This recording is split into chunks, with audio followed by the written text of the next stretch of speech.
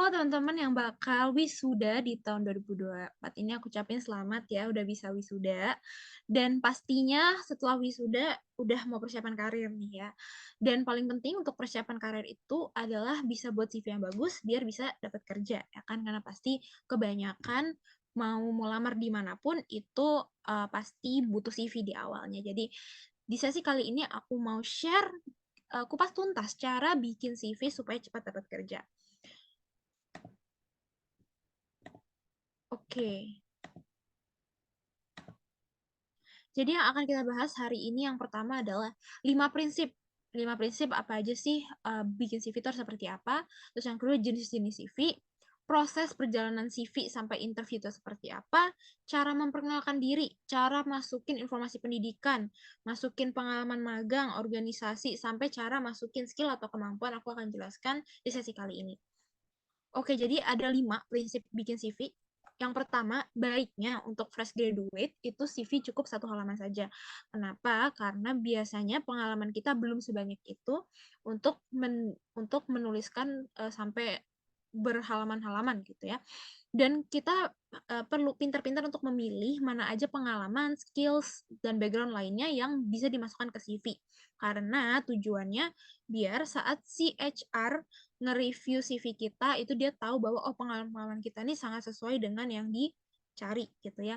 Dan kalaupun memang pengalaman-pengalaman kita yang sesuai dengan lowongan itu ada banyak, nggak apa-apa bisa mungkin 2 halaman gitu, tapi jangan terlalu banyak agar jadi tidak memberatkan HR ketika lagi review CV. Karena saat mereka review CV, apalagi kalau CV-nya lagi banyak banget, itu mungkin mereka screening 5-10 detik aja. Jadi kita harus pinter banget how we can catch their attention.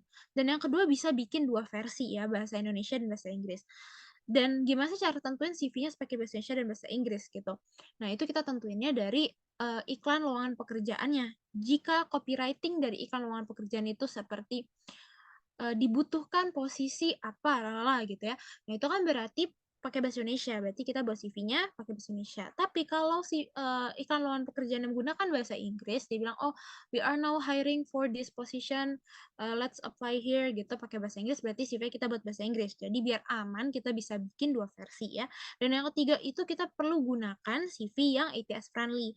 Karena sekarang di perusahaan-perusahaan itu, mereka apalagi di perusahaan-perusahaan yang besar ya, itu ketika buka satu lowongan yang mendaftar bisa ratusan hingga ribuan orang per harinya. Jadi mereka punya sistem untuk memfilter lah CV-CV yang masuk gitu. Dan CV dan sistem itu kan dalam tanda kutip robot ya, atau yang disetting gitu. Jadi masih belum bisa membaca semua jenis CV kalau kalian menggunakan CV yang terlalu berwarna-warni, fontnya terlalu estetik gitu ya. Pastikan CV-nya itu ATS friendly, atau kalian buat di Kinobi aja lah karena itu pasti ATS friendly gitu ya.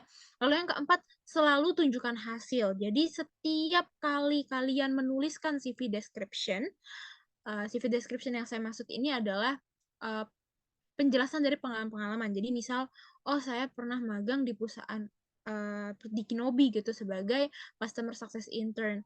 Dan biasa kan kita jelaskan kita pengalamannya apa saja di situ. Oh saya tugasnya A, B, C gitu ya.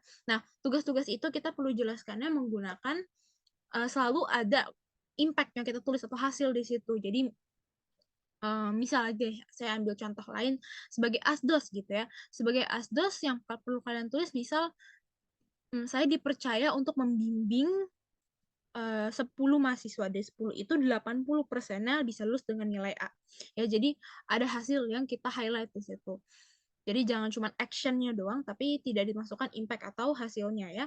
Terus yang kelima, sesuaikan dengan posisi dan persyaratan lowongan. Jadi jangan pernah buat satu CV terus disebar ke semua lowongan. Pastikan satu CV itu untuk satu lowongan. Jadi kalau misalnya lowongan yang kalian apply business development, yang sales, yang jualan gitu. Nah, kalian masukin aja pengalaman yang memang relate dengan business development gitu. Jadi misal kalian memang punya bisnis sendiri gitu dan kalian yang jualan langsung, atau kalian pernah jadi panitia event yang tugasnya tuh ngejualin tiket ya, jadi yang berhubungan dengan penjualan itu bisa dimasukkan ke CV-nya seperti itu ya. Karena pastikan juga kalian membaca job description-nya dari setiap lowongan pekerjaan itu gitu. Jadi dibaca dulu job description-nya seperti itu, kemudian di-highlight ya, di-highlight mana aja kata-kata yang penting. Oh, misal di lowongan ini uh, pernah memimpin aktivitas partnership, misal pernah apa lagi gitu ya, di-highlight gitu. Kemudian nanti kata-kata itu dimasukkan ke CV-nya biar kesempatan kalian untuk lolos itu semakin tinggi gitu. Nah, ini ada dua jenis CV yang dari tadi aku sebut seperti yaitu ATS friendly CV, itu yang sebelah kiri ya. Kalau kalian buatnya di Kinobi pasti CV seperti ini, lebih mudah dibaca juga oleh sistem dan juga untuk oleh manusia. Nah, applicant tracking system ya. Jadi ATS itu singkatan dari applicant tracking system. Ini sistem yang digunakan oleh HR untuk membaca CV secara cepat gitu ya, dan bacanya harus bentuknya seperti yang di kiri. Kalau kalian buatnya yang seperti di kanan ini yang masih warna-warni, fontnya terlalu estetik segala macam, itu lebih susah dibaca oleh sistem. Biasanya takutnya nggak lolos karena itu gitu ya. Lalu perjalanan CV. Nah, jadi CV itu sebenarnya ada perjalanannya teman-teman sampai akhirnya bisa di offer interview ya. Yang pertama, anggaplah contoh ada 1.000 orang yang submit CV-nya gitu. Dari 1.000 orang itu masuk ke ATS tadi, sistem ATS, dan sistem ATS ini akan mengurutkan CV berdasarkan keyword. Yang pertama itu pasti dia akan cek apakah deskripsi yang kita masukkan di CV itu sesuai dengan job description yang sebanyak mungkin ya. Jadi misal pernah lihat partnership activities, checklist ada gitu ya. Apa-apa lagi. Jadi keywordnya tuh akan disesuaikan, akan dicari dengan job description yang sudah disebarkan ya melalui iklan lowongan pekerjaan gitu. Nah, dari 100% itu hanya biasanya 25% yang dibaca oleh si HR ya. Jadi dari 1.000 berarti ya mungkin 250 yang HR-nya baca gitu ya. Maksimal dia ya 5-10 detik aja karena banyak gitu kan. Jadi pastikan CV itu mudah dibaca, satu halaman aja kalau bisa. Kemudian masukin aja pengalaman-pengalaman yang sesuai gitu. Karena kalau banyak pengalaman yang tidak sesuai, itu biasanya nggak lolos di first glance ini juga gitu. Lalu hanya 10% yang dipertimbangkan. Jadi biasanya berarti kan 1.000, mungkin 100 atau bahkan mungkin cuma 50 ya, atau beberapa lah CV yang akan dibaca lebih lanjut, biasanya dibacanya lebih banyak gitu.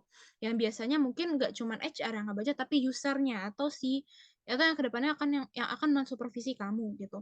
Nah, itu dia akan baca itu skill yang jelas dan dapat ditransfer nggak sih gitu ya. Apakah skill-skill yang kamu miliki ini cocok untuk melakukan pekerjaan di perusahaan itu nantinya, dan faktor lainnya. Faktor lain yang dimaksud ini bisa jadi subjektif sih. Jadi misal HR-nya lulusan unsut gitu dan dia favorit banget kalau misalnya pelamarnya tuh dari unsut, jadi biasanya kalau unsut udah terima aja gitu ya. Atau dia karena ini memang harus bisa bahasa Inggris, jadi dia nggak peduli kalau cuman di CV itu ditulis skillnya bisa bahasa Inggris gitu ya, tapi dia akan betul-betul lihat apakah grammar yang ada di CV itu kalimatnya bahasa Inggrisnya aneh nggak sih, bahasa Inggrisnya udah sesuai belum sih sama grammarnya gitu. Nah, terus kalau misalnya dilihat wah ini kayaknya grammarnya lumayan berantakan gitu, nggak diterima, nggak lanjut lah itu ke sesi interview. Jadi itu juga yang bisa jadi dilihat kalau memang skill bahasa Inggris itu sangat dipertimbangkan untuk diterima di lowongan pekerjaan tersebut.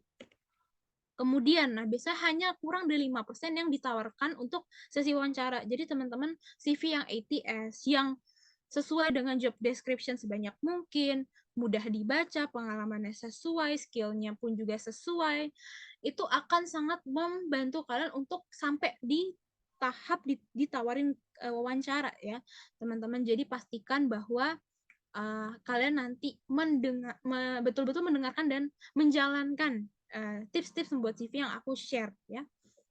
Oke, jadi ini dia website yang bikin CV dengan mudah ya, ada di Unsut Karir Portal. Pastikan teman-teman tahu bahwa Unsut sudah kerjasama sama Kinobi untuk kasih kalian portal buat CV untuk melamar pekerjaan juga ada di situ. Ya, teman-teman, ini dia portalnya. Bisa langsung di-scan aja barcode yang ada di sini atau visit ke unsut.app.kinobi.asia atau linknya ini pas diklik kalian akan diarahkan juga ke Kori Unsut sih. Jadi nanti bisa dari situ juga loginnya ya teman-teman. Gitu. Oke, jadi pembuatan CV itu teman-teman perlu kita tahu ini adalah struktur CV yang akan kita gunakan ya. Yang pertama itu di sini ada bagian perkenalan diri, ini penting banget. Kadang ada beberapa mahasiswa yang tanya ke aku, perlu nggak sih ada perkenalan diri atau summary description-nya di sini perlu ya. Jadi perlu ada nih bagian perkenalan diri, ada bagian pengalaman magang atau pekerjaan lainnya, bagian info pendidikan terakhir, pengalaman organisasi, info skill, prestasi dan sertifikasi yang pernah diikutin ya. Oke, jadi ini dia cara membuat perkenalan diri di CV, teman-teman. Nah, ini kalau teman-teman masih clueless gimana cara buat perkenalan dirinya, boleh di kopas saja kalimat yang ada di sini ya. Nanti diganti sesuai uh, dengan kamu. Jadi misal nama kamu siapa, nama nama panggilan aja ya. Jadi kalau saya mungkin nama saya Angela gitu. Angela adalah lulusan dari Universitas Jenderal Sudirman, jurusan apa? Angela memiliki pengalaman di bidang apa yang didapat dari mungkin dari magang atau didapat dari bootcamp seperti itu ya. Angela memiliki ketertarikan yang tinggi di bidang apa? Angela adalah seorang pekerja keras yang dapat diandalkan, teliti, bekerja dalam tim dan sebutin semua soft skill lainnya yang memang sesuai dengan lowongan pekerjaan itu yang dibutuhkan apa ya, gitu teman-teman. Jadi bisa di screenshot aja atau diikutin lah kalimatnya ya, gitu.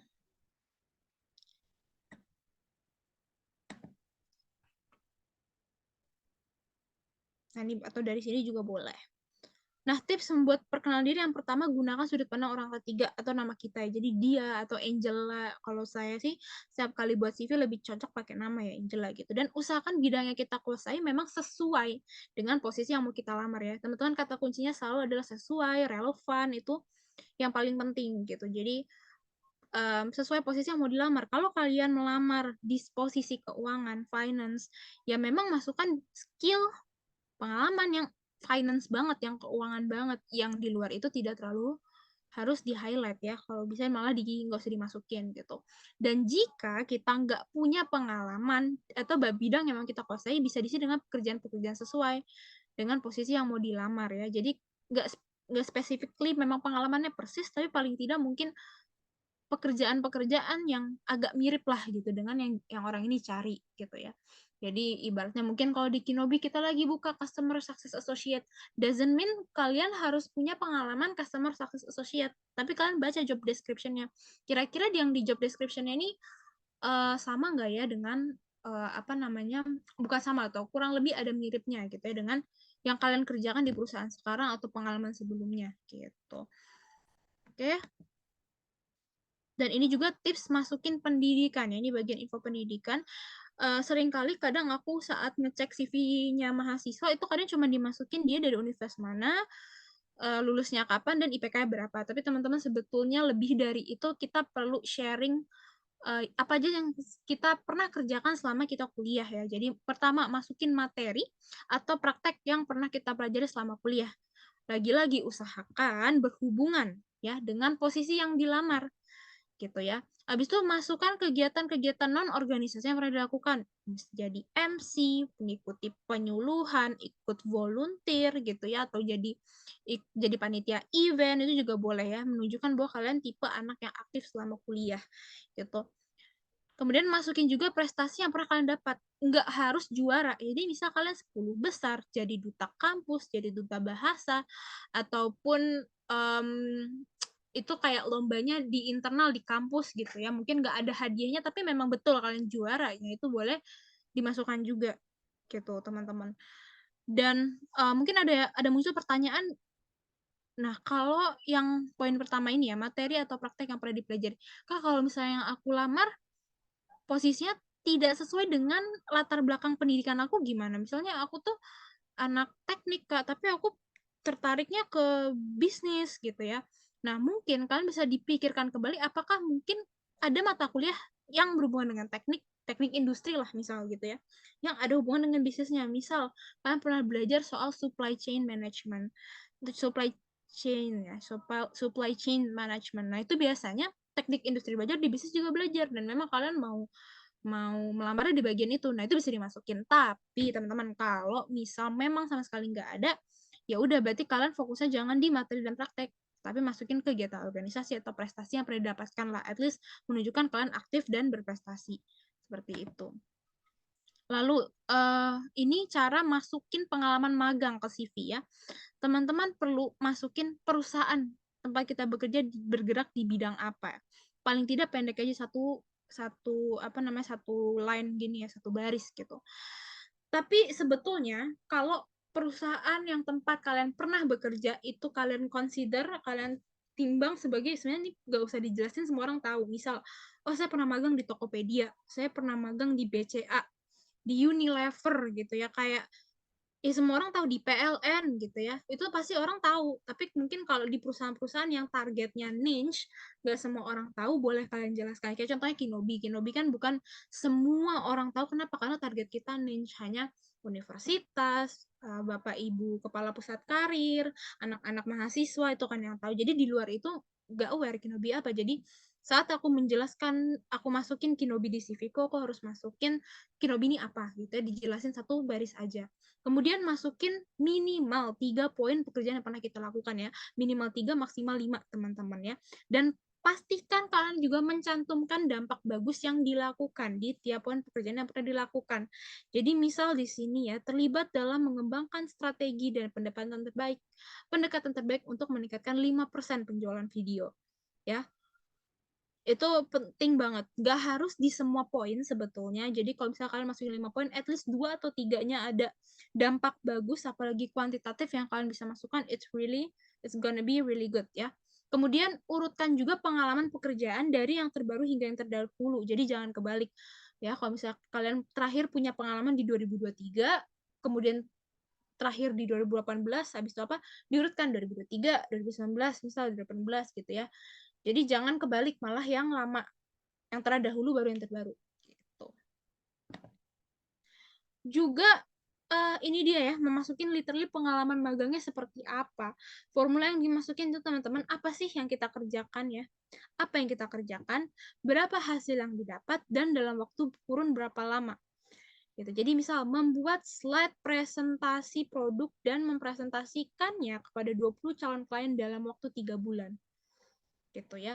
Atau paling tidak sebenarnya apa yang dikerjakan sama hasil yang didapat juga boleh. Tapi kalau ada dalam kurun waktu berapa lama itu it's gonna be better ya. Kalau misalnya ada dalam kurun waktu berapa lamanya gitu ya. Karena akan jelas teman-teman. Ibaratnya kalau dibilang bahwa kalian jualan gitu ya, sebagai sales kan jualan, semua orang yang title-nya sales, semua orang yang title-nya business development itu pasti tugasnya jualan. Tapi yang membedakan masing-masing kandidat adalah prestasinya. Hasil yang didapatin itu gimana, berapa gitu ya. Kayak asdos, semua orang pasti setiap asdos akan membantu mempersiapkan materi kuliah dari dosen yang memang dia kerja itu ya kan. Jadi pasti template dan semuanya seperti itu. Tapi yang bikin beda kalian adalah, oh kalian dikasih tanggung jawab nih untuk bimbing mahasiswa, dikasih 10 orang. Nah, ternyata hasilnya dari 10 orang ini 80% itu udah lulus dengan nilai A gitu. Jadi memang impact atau hasil itu penting banget ya teman-teman, dimasukkan dalam pengalaman magang. Seperti itu. Lalu pengalaman organisasi ya. Pengalaman organisasi sama, jelasin juga organisasi yang kita ikutin itu tujuan dan kegiatannya untuk apa ya. Kemudian masukin juga minimal 3 poin pekerjaan yang kita lakukan sama organisasi. Mirip lah ya dengan yang tadi.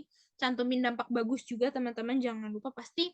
Karena di organisasi itu ada hasil lah. Ibaratnya kalau misalnya di organisasi kita menjadi panitia eventnya, memang yang kerjaan event terus, pasti kan ada hasil seperti berapa orang yang ikut event itu. Atau hasil yang terdampak misal kalian ada menghasilkan revenue dari event itu juga impact yang bisa dimasukkan ya. Kemudian sama urutinnya dari yang terbaru hingga yang terdahulu, dan masukin gak hanya literally organisasi BEM gitu ya atau ISEC gitu. Sebenarnya UKM, kegiatan keagamaan, kegiatan eksternal, volunteer dan lain sebagainya itu bisa masuk ke pengalaman organisasi. Oke. Nah, masukin skill dan prestasi ke CV ya. Teman-teman, ini juga penting ya. Prestasi itu masukkan peringkat juaranya apa, nama lombanya apa, serta tahun penyelenggaraan lomba.